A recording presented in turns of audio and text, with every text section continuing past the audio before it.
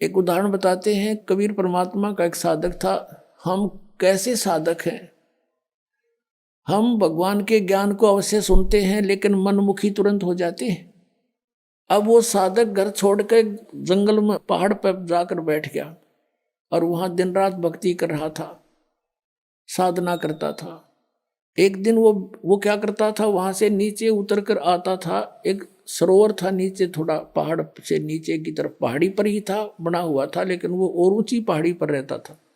वहां आकर स्नान करता था और जल भर ले जाता था अपना करमंडल में।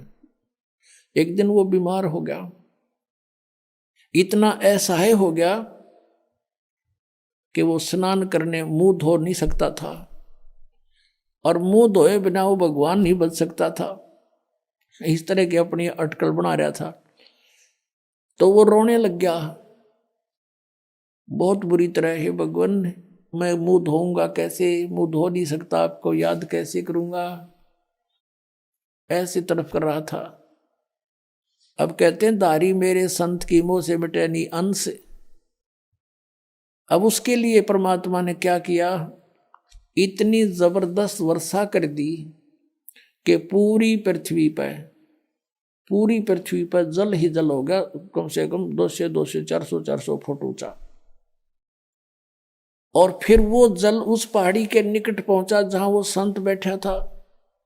इतना निकट कर दिया वो जल कि उसने ऐसे देखा, अरे जल यहां आ गया, अरे वर्षा इतनी अच्छी होगी।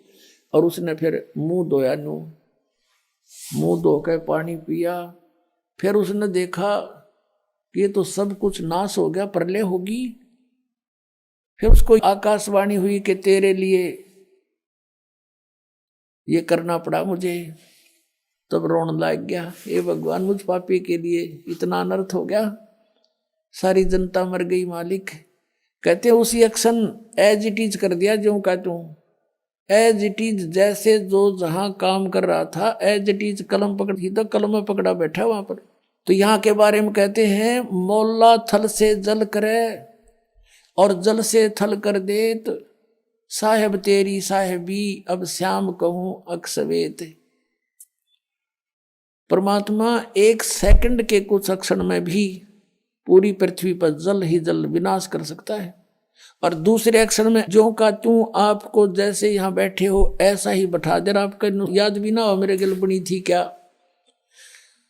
इतना सामर्थ्य परमात्मा में है। और हम इन अनाड़ियों के कारण, अज्ञानता के कारण, शास्त्र विरुद्ध साधना करने के कारण, परमेश्वरीय लाभ से वंचित रहने से हम ये सोच बैठे हैं ऐसा नहीं हो सकता, ऐसा नहीं हो सकता। और ये अगर मगर जो है, ये हमारे भक्ति मार्ग को समझने में बहुत बड़ी बाधा है।